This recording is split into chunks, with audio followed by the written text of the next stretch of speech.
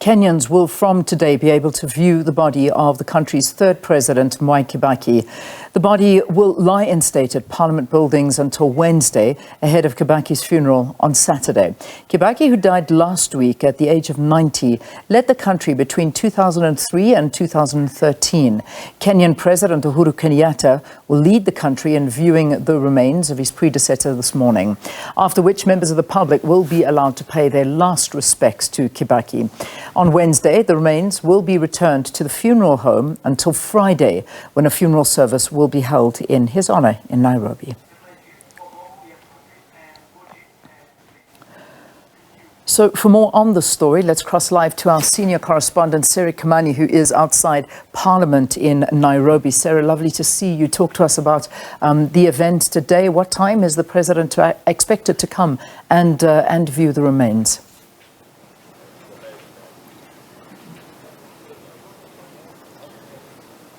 Indeed, a good morning from the Kenyan capital, Nairobi. And like you said, I'm standing outside Kenya's parliament buildings. And it is here that the President Kibaki's body has just been brought in. We expect that he will be here for the next 3 days, Monday, Tuesday and Wednesday. And beginning the national mourning today, President Kenyatta, the current president, is expected here together with the First Lady of the country, Margaret Kenyatta, at exactly 10 a.m. And they will view the body of President Kenyatta, and that will open now the process of public viewing of the remains of the third president of Kenya, President Mwai Kibaki.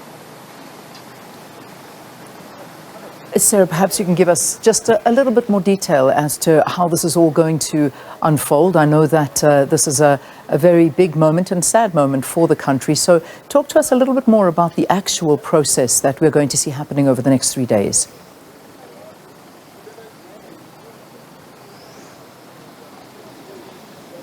Well, maybe I begin from what happened when we woke up. We went to the Lee Funeral Home just outside, a little outside of the Central Business District. It is here that President Kibaki's body was removed by a military carriage, which proceeded across Nairobi city streets. Across the streets, Kenyans were waving. Some of them were waving. Some of them were emotional, crying. Others trying to capture that moment on camera on their phones. The remains were the casket was draped in the Kenyan flag, and then he proceeded and was led into Parliament.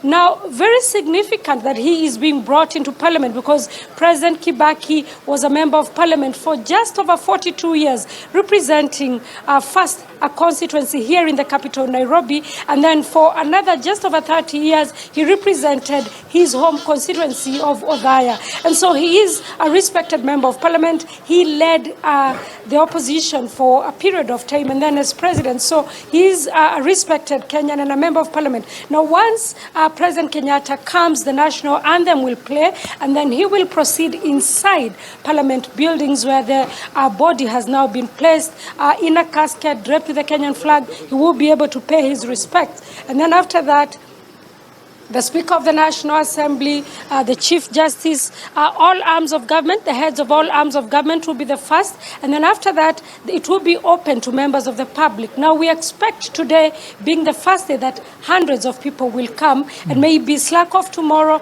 and then again pick up on Wednesday, which is the final day of the viewing of the remains of President Kibaki. Just give us a sense as well, Sarah, what Kenyans have been saying since the passing of the former president. How has the mood been?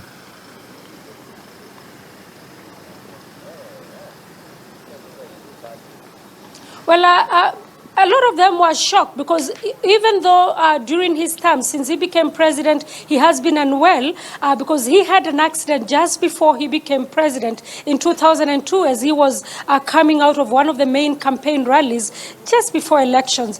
Kenyans knew that he was unwell. However, they were shocked to learn of his death because after his retirement, President Kibaki has been very quiet. He went into quiet retirement. And so when he passed on, Kenyans were shocked to hear that he had passed on. And so a lot of them remembering a leader who led the country into democracy, a person who was able to handle the economy of the country and indeed pull out of people out of poverty. But most importantly, when he introduced the free primary education, in the first year, at least 1.7 million Kenyans, young children, children who would have not been able to have education, were able to go to school. So it is all these things that Kenyans are remembering, and many of them saying that they are sad to have lost a leader who was a visionary, and many of them saying even now they are yet to see a leader like President Kibaki. Some, however, remembering the events of the 2007-2008 post-election violence and say maybe this will remain a stain in his legacy, which would have been otherwise be one of the most, revered legacies and one of the best legacies of any leader this side of the region. All right, we'll leave it there for now. Sarah, thank you very much for the update. Certainly something we'll be watching very closely. Sarah Kimani, who is outside Parliament in Nairobi.